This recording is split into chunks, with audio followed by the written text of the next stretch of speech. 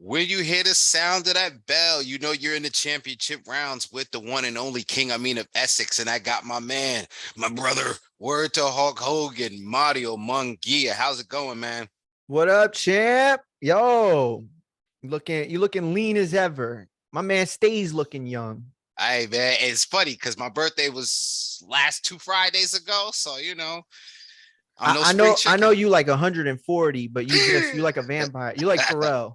You just don't age. You look the exact same since I've known you. Like Bro, what's it been like 8 years now? yeah, 6 years, yeah. something like that. It's Only, crazy. yeah, appreciate it, brother. Real quick before we get started, let the people know where they can find you. I know on Twitter you got lots of good stuff you're sharing on it. Just let the people know where they can find you. Yeah, at Mario McGee on Twitter, at Mario McGee on Instagram. Just got back on Instagram, to be honest with you. I had shut it down for a little bit. I was trying to do like a screen cleanse. Mm. And then like I got this thing, it was like, oh, Instagram, it's like your biggest whatever. But yeah, Facebook Mario McGee. Super easy, bro. Super easy. I'm putting comedy stuff out. Really starting to work back into the boxing. So yeah, hit me up, man. Come and follow. Ladies and gentlemen, the name is a brand, Mario Munguia. So let's get to it. Talk about it. It's funny, brands, because Triller, when they first came out, people thought they were going to be some sort of competitor with the big fighting promotional companies because So they did jumped I. in with the Jake Paul splash. But it turns out they're being sued for $28 million by Swiss Beats and Timberland. What did you think about that, man?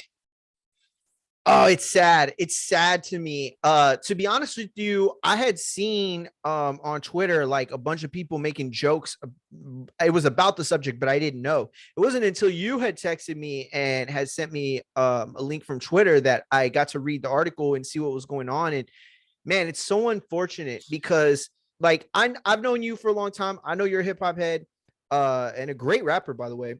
But I had never really loved the mix of Yeah. hip hop and not hip hop, but just music in general and boxing. Right. I was at the Pacquiao Margarito fight when Nelly did his thing. I don't know if you remember that. Yeah, yeah. And it was fun. It was cool, but it was fucking It was so random. It just did not fit the narrative, and it's cool. I'm a big Nelly fan. I love Nelly, Sure. but country grammar all day. But it was weird. It was just weird. They found a way to make it work where it's like music, but it's still like a competitive thing. And the shows they put on, the boxing was the least of it, right? Yeah. The battles that everybody was talking about. That's what held us down for COVID, in a Sure. lot of ways, right?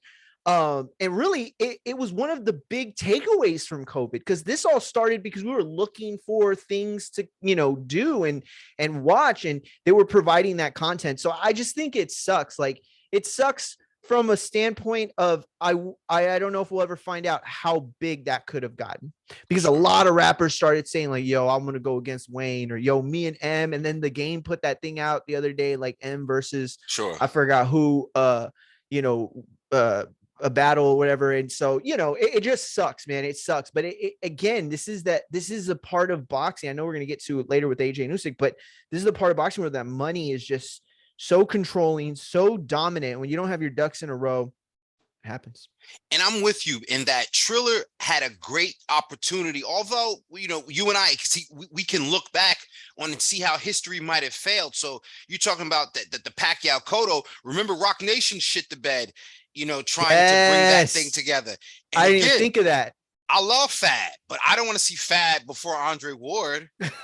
There's so it's like Random. doesn't yeah, right? It's like, yo, you want a peanut butter and jelly sandwich? Like, nah, I'll take a peanut butter and tofu sandwich. Like, wait, what? Like, you know what I'm saying? Just With some dipping don't sauce, click. ranch dipping That's right. sauce. Yeah. Yo, that exactly. That's the perfect analogy right there. And so they started to find a successful formula, but like you said, the boxing took a back seat. I don't know if Fernando Vargas and his family ate up their whole budget, right? Because they had a lot of content, Yo, right? he had his whole familia on the card, dog. They had cousins and Bro. shit. So again, a great platform, but then it kind of brings us right into our next point. They lose that opportunity to create a space for legitimate boxing fights. Michael Hunter didn't really do well on that platform either. You know what I'm saying? No. So now when you have an opportunity, we talk about Adrian Peterson and Le'Veon Bell, it's like outlaw mud shows. Who's promoting these fights? If we want these fights and these promoters to be legitimate, they have to really, I don't want to say take a page from what's happening with each particular company. They don't got to be Matchroom. They don't got to be Top Rank. They don't got to be PBC, but take a piece from the boxing companies before you just try to reinvent the wheel. Because now, so the promotional company is Social Gloves Entertainment. Who the fuck is that guy, right? So how do we get fights like this that with two athletes? I'm talking again, Adrian Peterson and Le'Veon Bell, two running backs. They might have an opportunity to, you know, bring some spice to it. And Triller's, you know, or this place or that one. What do you think about this fight and the potential, given we don't have a real legitimate other platform? See, I'm a boxing fan, right? I'm not like a fight fan person. Well, I am a fight fan, but the difference between the two I've always kind of characterized in my head is that when I'm watching boxing, I want to know that I'm watching somebody whose skills are at the professional level, right? But the fight fans of the world, which I am as well, they don't give a shit. They want to see two people, and specifically two people that they know, and even better if they don't like each other, and they don't care who it is. And this whole matchmaking thing is very interesting. Like, I remember being in middle school and being like, yo, who you think will win in a fight? Emmett Smith or Deion Sanders? Like, you know what I mean? Like, who will win in a fight, bro? Dan Marino or Troy Aikman? And like this, it's silly and it sounds so like weird, but it works. Like, I want to see them. Like, first of all, Adrian Peterson is probably one of the, if not the best premier running back of the last 20, 30 years, maybe, right? Sure. Le'Veon Bell had probably like 4 of the best years that we've seen, you know, from a running back at his prime in Pittsburgh. And he still did really well for the Jets too. These are two guys that have both been like #1 fantasy picks in football. And it's interesting to find out who would win in a fight, right? Like, it's who's the better man, so to speak, right? Exactly. And it's a fair contest, right? Yes. This isn't like, oh, who you think's a better athlete, you know, Mike Trout or LeBron James. Well, how do we figure that out? They play two different sports that are very skill oriented. It's like, you know, you could put them through like a athletic decathlon. I have no idea. It's boring. But when you say, yo, we're going to put gloves on 2 grown ass men that made millions playing professional ball, yo, I'll watch it. Sign me up. You made a great point, because not only are they in the same sport, it's the same physical ass position, running back, right? Yeah. And then you could say, look at their numbers in competition, you know, when they were season by season, right? Then you can say again, physically, who prepared themselves the best? Who's the better man? We hear Adrian Peterson is knocking people down in sparring. It's interesting to see how much these guys can make that transition and give the same dedication to boxing that they did to football. I'm all in. I'm just concerned that without a solid platform, like how AEW, you know what I mean? That like they're there, you know, and even Impact. You know, you can fall out. I can barely fucking watch an episode of Impact, but they're there in case I need to watch something different from the big WWE or the kind of, you know, radical AEW. I still got the third thing to go to. You know, I'm hoping that this promotional company or in the future, fighters of this potential caliber, I hope that they can catch on with some of the majors. Why aren't, and let me ask that, why aren't Top Rank, Matchroom, PBC trying to get any of these fights on their platforms? You know, I think it's because there's this narrative that somehow, you know, if you're not a professional boxer, it's like what's the word when it's like sanctimonious? Yes, thank you. It's one of those things that, you know, feels taboo, I think. Here's the thing though. If you're paying attention to the numbers, if you're watching the shift in culture of the fight game, you have to know that you're getting left behind if you're really not trying to put one of these things on the card. Because look here, the rest of us fight fans that act so above it, and I'm never gonna watch a UFC guy in a boxing ring fighting a box. I'll never watch Jake Paul or KSI beat the shit out of a rapper. I get that. I get that feeling, because I would prefer not to watch them either. But if you're going to put on something interesting and market it with the backdrop of an actual fight card, then why not? You're telling, okay, that top rank card the other night, do you remember who was it? It was damn it, I can't remember. The homeboy that lost again. His dad's his trainer, Flores. Flores, yes. Yes. Okay. G-Force. Everybody was talking shit. I love the fight. I felt like it was like an old school Tuesday night fights, Friday night fights type of card, right? But a lot of people were like, "Dude, where's the star making us pay for a main event that is a guy who's been a long-term undercard guy, right?" If you stick one of those types of fights on that card, you're telling me that it's all of a sudden not a packed house and there not you go. Thousands upon thousands, millions maybe watching it. And you make such a great point. Even Showbox, right? Instead of giving me, a Showbox card from Miami, Ohio, you get what I'm saying? Miami, Oklahoma, right? Yeah. So you can put one of these fights and give those real fighters, if you will, more exposure, a bigger audience. You know what I'm saying? Yes, very great, man, dude. You nailed that. Look at him. Look at Serrano. Look at Amanda Serrano. You're not going to tell me that her time with Jake Paul, being associated with her, has not heightened her profile. That's proof right there of your point. And it's valid. And I 100% think that these guys really need to take a look at it. Not for me, not for guys like you, not for fight fans watching, like that are like us, purists, I guess you'd call it. Sure. But for the sake of building our sport back up, I want people to watch. I love when, I got 50 people calling me, hey, were you watching the fight? Like, I love it. I love when people are interested, and it feels like that's gone away. Yeah, for sure, man. And I'm, again, I'm hoping that these guys prepared, they train well, and they do justice to the sport. I hope that they, give some honor in their performance, shout out to Nate Robinson, but we're not looking for that. You know what I'm saying? Please be prepared, because you don't play boxing. Yo, you should run for mayor of Jersey, brother. You could talk. You could spin things. You're good at it. Politics, though, man. I got a background. I don't want them going in my closet. Man,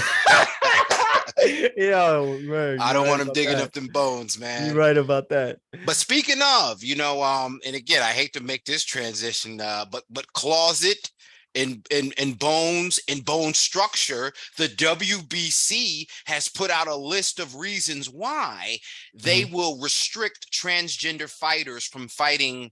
I guess the term is cis-born or naturally born women fighters. Straight away. What do you think about the foundation of this restriction? Look, I want to make it very clear, because I feel like I have to.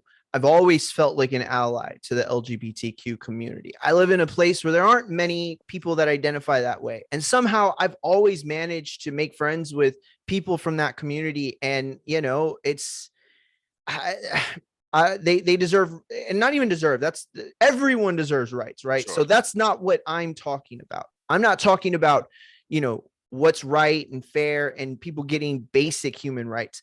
We're talking about a privilege of fighting in a professional sport. And not only that, we're talking about a competition in which people are physical, and it is the sport of combat. That's different than baseball. That's different than even basketball, even though basketball can get very physical. That's different than anything else. It really is. And I agree with the WBC. I don't agree that women and men aren't equal. I don't agree that transgenders don't deserve their place and their rights, and they should use whatever bathroom they want. That's all that stuff, political stuff, like you said. Let's put that aside. Sure. And just know that I agree. You cannot at all, one iota, pretend that there isn't a biological structure that demands a difference in men and women, specifically in the physical realm. Okay. And to blur those lines. And MMA did it. MMA did it very early on with Fox, I think her name was, right? Yeah. She was beating the shit out of these women. It was Yeah. fucking atrocious. It was disgusting. And I'll be honest, like, it's not about, bringing people in or making it fair. It's about protecting the women who are not capable. It's like that, real quick, last point. Sure. It's like that powerlifting thing that happened a few years back. I know you remember it. We talked about it before on one of the Untitles. There was this gentleman who was transgender and he transitioned to a woman, and he entered a powerlifting competition. And he entered the competition as a woman. And he broke their world record for that weight class quite by easily. like 200 pounds. And it just up. You know what I'm saying? Like, it just went up. No struggle, nothing. That's not fair. You want to talk about fair? That's not fair. And so, the foundation of this, and I'll start here. The foundation is the difference in noted scientific difference in testosterone levels. The noted difference in bone structure and bone density in comparison. The potential risk for traumatic brain injuries would all be increased should you allow a transgendered person to fight a cisgender or naturally born female. And we don't want that for the sport. No. And I'll do you one better.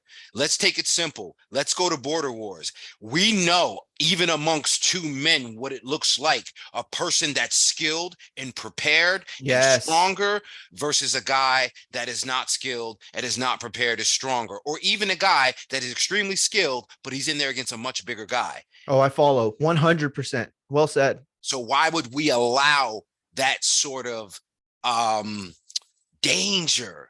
Yes, why would we? Danger is the best word to use. And it's been determined scientifically as well. Boxing is the most brutal of all sports. 100%. So 100%. MMA people make that point all the time. They will happily give us, that title. I mean, I'm an MMA fan too, but they'll happily give us that title. And so many doctors will come out, and you'll hear it every once in a while, the rhetoric that goes, well, in MMA, they can go to the ground and they can grapple. In boxing, there's nowhere to go. There's the next move after getting punched is getting punched. Sure. You know what I'm saying? So, and it's just, I don't know. Let me just say this. Mm-hmm. Thank you for the biology facts that you gave. I feel like I was too much on the soapbox and I missed the point. I think you with nailed good reason it. Though. With good reason though. Yeah. I'm worried. I'm worried that, some crazy mud show outlaw promotion is going to be like, yeah, we're just going to have, fucking women that were men, fight men. Like, that's even more terrifying for that individual. Outlaw mud show and use the excuse of equality. Yes. Use the excuse of equality to put people in danger. Well said, man. So well said. And let me, and I know you don't need me to, but this is just for the audience. I want people to understand what your point represents. I mean, I know everybody understood your point, the biology points, specifically with the bone structure, but people have to understand that matters in terms of absorbing punishment, in terms of the kind of cuts that you're capable of getting. It matters a whole lot. And for the people that just see this as a means of political rhetoric and have no knowledge of this, they cannot defend this without actual knowledge. I wouldn't go to a plumber, because I'm not a plumber, and tell him why I think toilets belong in the shower. Like, I wouldn't do that because I don't know. And honestly, it sounds really cool. I hope somebody could do that for me one day. But ultimately, this is, again, like you said, it's a biology thing. Sure. This isn't about, I don't want, people that are different or marginalized to compete. Like, no, fuck that. I don't give a shit. We don't want anybody to get hurt. I don't want anybody to get hurt. I don't want anybody to die. Let me tell you, the last time that somebody I knew and interviewed in the ring was hurt permanently, I took that back. It hurts. Even though they're not like friends of mine, they're not, but it hurts. Yeah. Watching the kid that everybody was laughing at because they didn't know he died. A lot of people didn't know he died. That was just, it hurts, dude. It hurts to see that in our sport. So speaking of something, a type of hurt that's been happening, right? We know Adrien Broner pulled out God damn, you're so good at transitions. Jesus Christ. Hey, I'm smooth, man. Yo, I got bars, yo, man. on the top, dog. Yo, I swear to God, we did not like. I didn't set this up, even though I do have an itinerary. I did not set that. That was good, dog. You've We been got doing it all bars, show. baby. You've been doing it all show for real.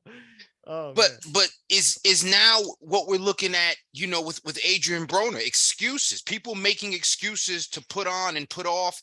I mean, I respect mental health. I'm gonna tell you and come out and say boxing saves lives. It saved my life. When you talk about me, the healthiness, the determination, the fitness, the mental aspect, the consistency.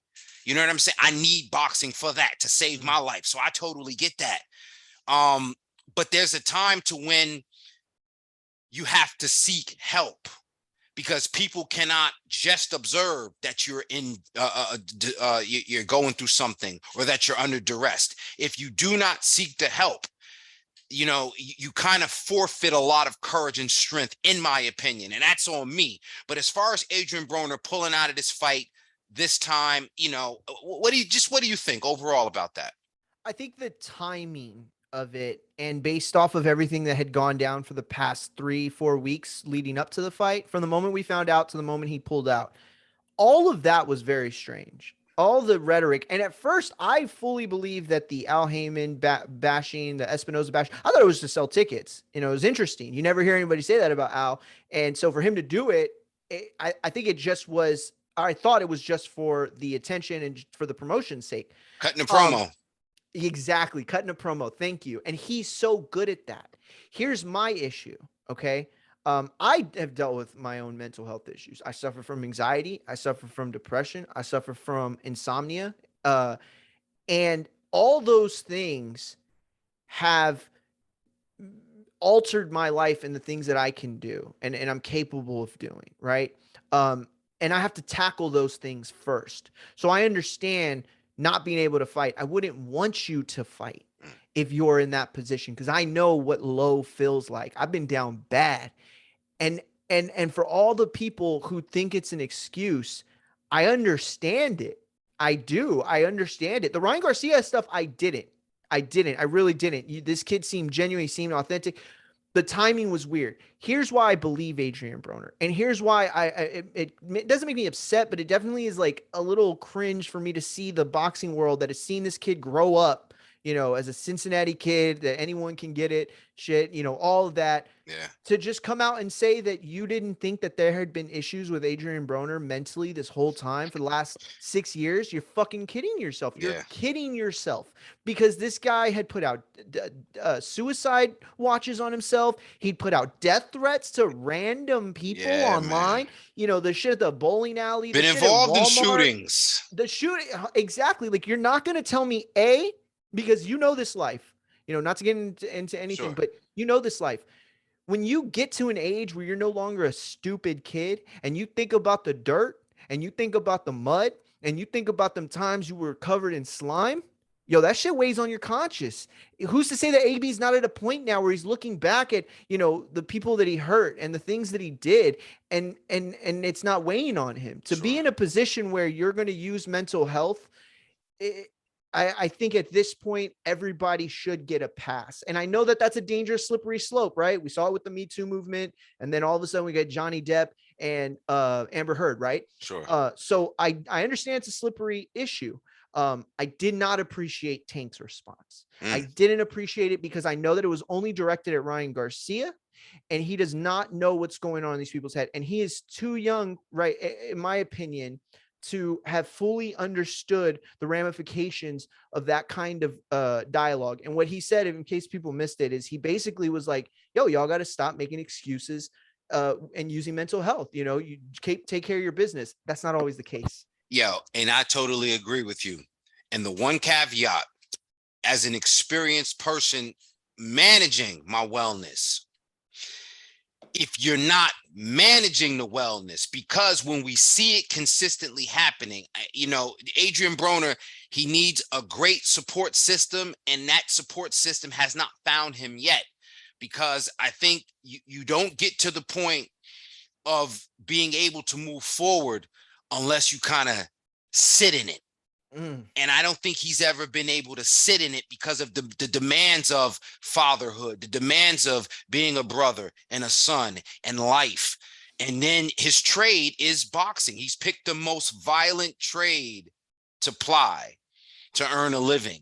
And then that weighs heavy with the machismo, the reputation as a man, you know, where he's from, right? You know what I'm saying? I think he's from the west side of Cincinnati. Like that, Cincinnati, period, ain't no easy place to come up out of. So I just wish that he gets the help because, you know, not to make comparisons, but you can still be on the fringes of it like a Tyson Fury. But we just have to see you rise from it to have confidence. We have to see you rise from it. You know, it's an uncomfortable place to put it out there, but that's where the real courage is. You know, if you take that step forward, you know, the world, I know at least I will take one step forward toward you. So, you know, Adrien Broner, it's a small platform, brother, but I'll be reaching him. So, hey, you know, we're going to hold you down, baby. Beautifully said. Beautifully. Listen, this is no disrespect, but I'm going to stop calling you king. I'm going to start calling you mayor so that maybe it seeps into the conscious and you run for mayor of Jersey. You know what I'm saying? They need it right now. Let's be honest. Hey, you know what? I could help out, man. I know you could. I know you could. No, I just want to make one last point. And I didn't think of this until you said it. You sparked this. The Tyson Fury thing. This is if Adrien Broner looks at this correctly, and I don't want to say looks at it like he needs to manipulate the situation, but if the people that are in charge of his well-being, his managers, his agents, all the people that have been taking money from his ass for years, if all of them are doing their job, then they're going to help him to get there mentally, right? A rallying point, if you will. Exactly. But on the other side of it, right? Thinking of the future and long term and having hope in fighting the mental health fight is that you can paint a narrative that brings Adrien Broner back in the most positive of light, something that's never happened. And you can say that he's enjoyed being the bad boy. You know, I think he has in a lot of times, but nobody wants to be that guy forever. Look at Mike. You ever listen to the podcast and him talk about his old habits and old ways? And he just dude, I cry when I hear Mike talk about how he has a need to microdose hallucinogens because he is so tormented by the life he's led, you know? So if you can, and again, it's not to say, oh, well, you know, this is a good thing. He can spend the mental health. No, I'm not saying that. I'm just saying there is a positive light and perhaps one that could circumvent or reinvent, I guess, Adrien Broner in the eyes of many. I've always liked Adrien Broner. I've always never thought that he was serious. I always thought he was playing an act. I always thought he's a genius for the way that he did the things that he did.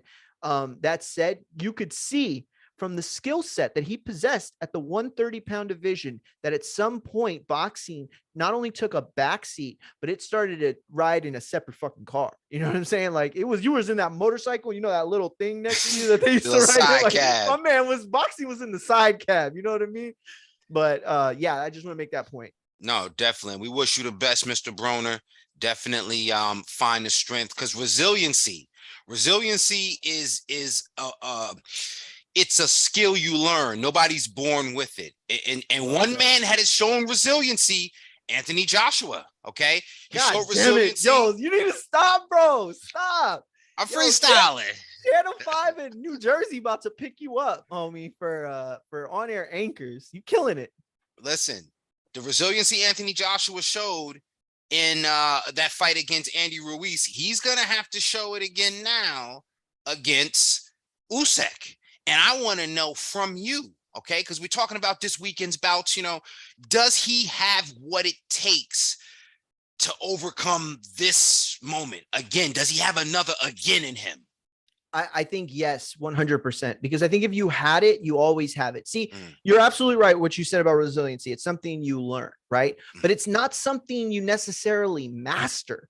Are there some freaks out there like Michael Jordan or Derek Jeter, or, you know, the most phenomenal athletes of our lifetime that were able to kick it into the top gear and stay there and live there? Yes, but they are 100% exceptions from the rule. Okay. For AJ to know that he's been able to do it before, despite that, I believe that he did it against lesser competition, and this is a much bit different hurdle. I still think he has it in him. So then when we talk about that, we know that a fight is not with one person. It's a matchup, right? And styles make fights.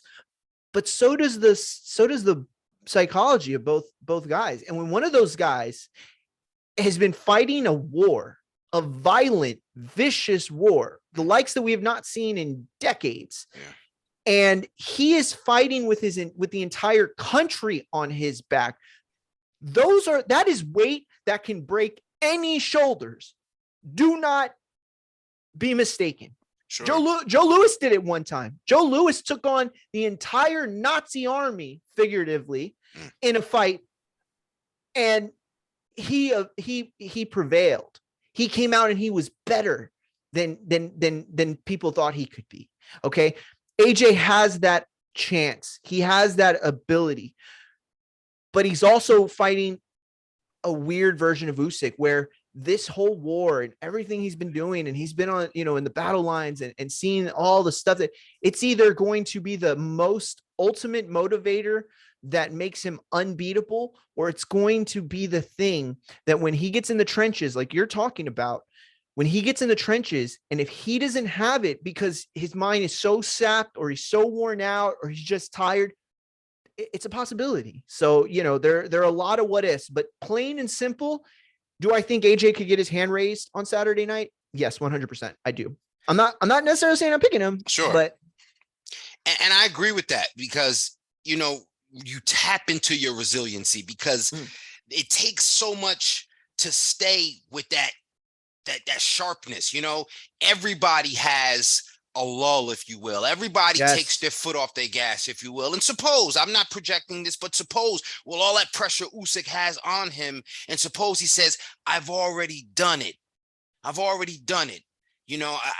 was undisputed at cruiserweight. I already came up to heavyweight and grabbed the belts. Like, I've already done it. Maybe his foot is off the gas, and we know that AJ, like a Silk Sheik thing. Maybe. Very good point. And perhaps AJ is the kind of people, them people, they just gotta play from behind. Remember the cardiac jags in football, years ago? They just gotta play from behind, Oh my God. And by the way, also, I think he's a guy who rises to his competition. Sure. You know what I'm saying? Like, he's a dude who, if he goes out there and he's fighting an opponent that's flat, he'll be flat, for at least a few rounds. So 100%, that's a great point. And it's honestly something that's going to add more to my narrative with this fight. Yeah, and I can't wait to see it. We talked a little bit about it when we brought up the WBC and women's boxing. Ramla Ali is also on this undercard. And this weekend as well. Let's talk a little about this weekend. You got Emmanuel Navarrete in action. Another fight I'm looking at too is Hector Garcia and Roger Gutierrez. Oh, that's a great fight. Great fight. I'm so glad you mentioned that. Yes. So, we got a lot of action this weekend, and, everybody that's, checking out both, this platform and any other platforms, I want you to let us know who you guys picking between Usyk and AJ. I'm not sure if I want to give my pick yet, but again, this fight is going to be worth watching. Usyk, he put on a lot of weight, a lot of muscle mass. What do you think about that? It could be it could be a thing where it could set him back a bit, because his advantage maybe was the speed of a southpaw, of being able to get, to hit AJ, not really hurt him, but to stun him and then get out. Maybe, if he gets it in his mind that he's supposed to stand there and trade with AJ, either, you know what I'm saying? I don't know. I don't know if that's the fight, because we know AJ with Robert Garcia in his corner is coming in that Mexican style. We can suggest that. So is Usyk, is it a miscalculation to prepare for that sort of brawl because he's thinking AJ is coming to brawl him? I'm not sure. That is a good point. I've made this point on a few other podcasts. I wasn't going to try to make it, but to be honest with you, the way you put that, I feel like I have to say this. Like, as well as I do, when guys fight professionally or even sparring, when they're familiar with each other, there isn't as much of a get to know you, feel out type of process as there is with the first fight, right? Not always, but it's definitely a common occurrence for fighters to start quicker when they fought more than once, They right? pick up at round 13, we like to say. Well said. Very, very well said. That said, I think this fight starts in a gear that we didn't see accomplished in the first fight until several rounds in. I think this thing starts in gear 2, gear 3, whatever, from the opening bell. And I think a lot of what you said adds to that point, because when you're AJ and you know that, you know, you were a sitting target at times, letting him just wail on you, I think he was tired. I think he was dead tired. And I think the lactic acid builds up with somebody who's that muscular.